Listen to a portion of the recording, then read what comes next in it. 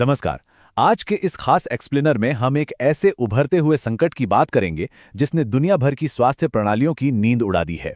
हम बात कर रहे हैं हंता वायरस की। 2026 में एमवी होंडियस नाम के क्रूज शिप पर जो कुछ भी हुआ, उसने ये साबित कर दिया है कि ये वायरस अब सिर्फ किसी एक इलाके की समस्या नहीं रहा। ये एक बहुत बड़ा वैश्विक खतरा बन चुका है। तो चलिए सीधे डेटा और ग्राउंड रिपोर्ट के जरिए समझते हैं कि आखिर ये वायरस है क्या और ये इतनी खामोशी से कैसे काम करता है। भाग 1, 2026 का क्रूज प्रकोप। अप्रैल 2026 में अंटार्कटिका की एक शानदार ट्रिप देखते ही देखते एक अंतर्राष्ट्रीय मेडिकल इमरजेंसी में कैसे बदल गई, आइए इसे समझते हैं।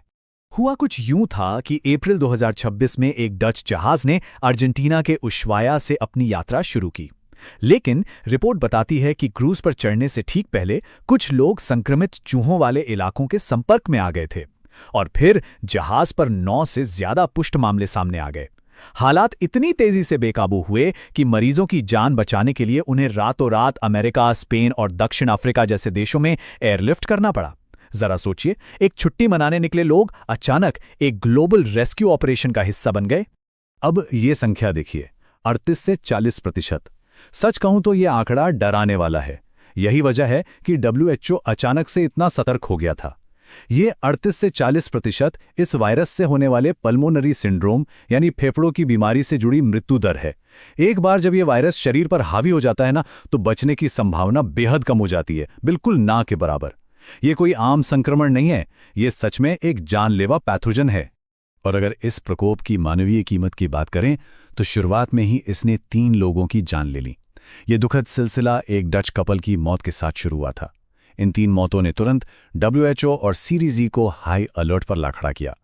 तब जाकर यह साफ हुआ कि जहाज पर मौजूद इस अदृश्य खतरे को तुरंत रोकना ही होगा। भाग 2, हंता वायरस का विज्ञान। अब सवाल उठता है कि आखिर यह वायरस काम कैसे करता है? यह शरीर के अंदर घुसकर इतनी तबाही कैसे मचाता है? बायोलॉजिकल नजरिए से देखें तो हंता वायरस एक negative sense single stranded RNA virus है। आसान भाषा में कहें तो ये सीधे हमारी रक्त वाहिकाओं यानी ब्लड वेसल्स के अंदरूनी हिस्से पर हमला करता है। इसके जवाब में हमारा इम्यून सिस्टम पूरी तरह से बौखला जाता है और एक घातक साइटोकाइन स्टॉर्म पैदा करता है। मतलब हमारा शरीर खुद की ही रक्त वाहिकाओं का दुश्मन बन जाता है। इससे तरल पदार्थ का रिसाव होने लगता है, गंभीर सूजन आती है और आखिरकार शरीर के प्रमुख अंग काम करना बंद कर देते हैं, बिल्कुल एक चेन रिएक्शन की तरह। ये खतरा दुनिया के अलग अलग हिस्सों में अलग अलग रूप लेता है।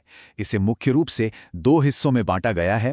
पहला है न्यू वर्ल्ड स्ट्रेन, जैसे सिन नोम्ब्रे और एंडीज, जो अमेरिका में फेफड़ों पर हमला करते हैं और बहुत खतरनाक माने जाते हैं। और दूसरा है ओल्ड वर्ल्ड स्ट्रेन, जैसे हंटन और प्यूमाला, जो एशिया और यूरोप में गुर्दों यानी किडनी पर हमला करते हैं।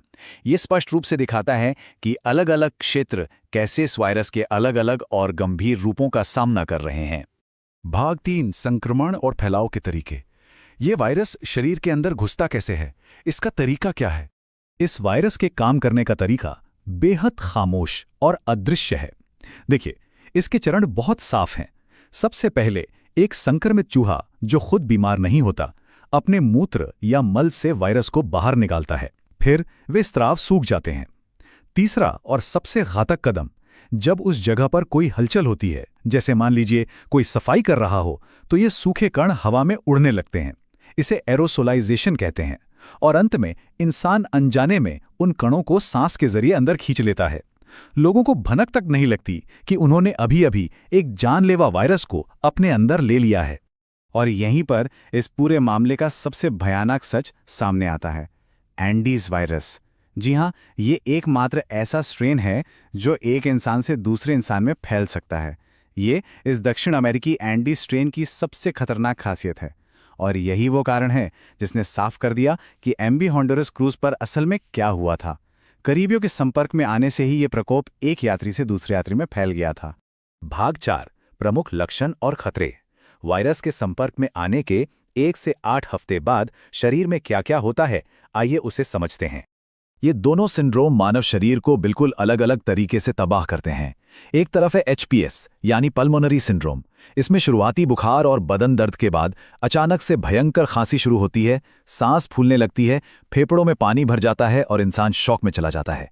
वहीं दूसरी तरफ एचएफआरएस यानी रीनल सिंड्रोम है।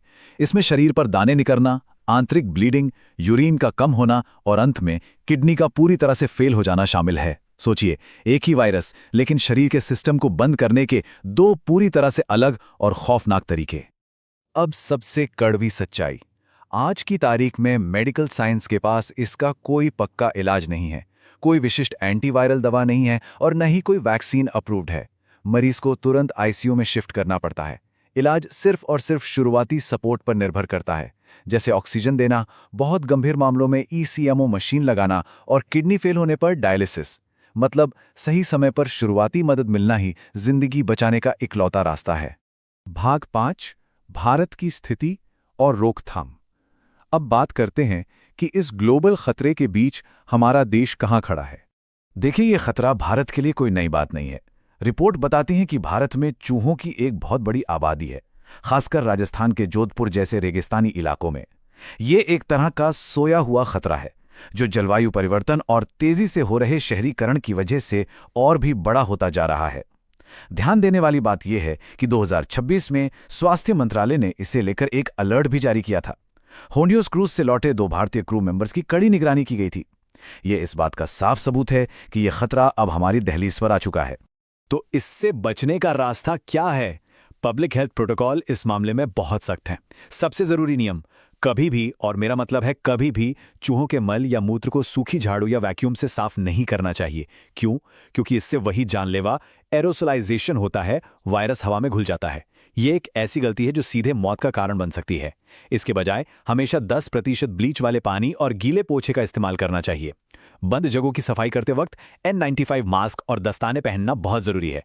साथ ही घरों को अच्छी तरह से सील रखना चाहिए। ये छोटे छोटे कदम ही असली जीवन रक्षक हैं। इस पूरे एक्सप्लेनर को समेटते हुए एक बहुत ही गंभीर सवाल सामने आता है। जैसे जैसे जलवायु परिवर्तन और बेतहाशा शहरीकरण हमें जंगलों और वन्य जीवों के करीब धकेल रहे हैं, क्या हमारी स्वास्थ्य प्रणालियां अगले बड़े जूनोटिक स्पिलओवर यानी जानवरों से इंसानों में फैलने वाली किसी नई बीमारी के लिए सच में तैयार हैं? MV होंडियस क्रूज का ये प्रकोप प्रकृति के इन अदृश्य खतरों की एक बहुत बड़ी चेतावनी है। हमें सतर्क रहना होगा,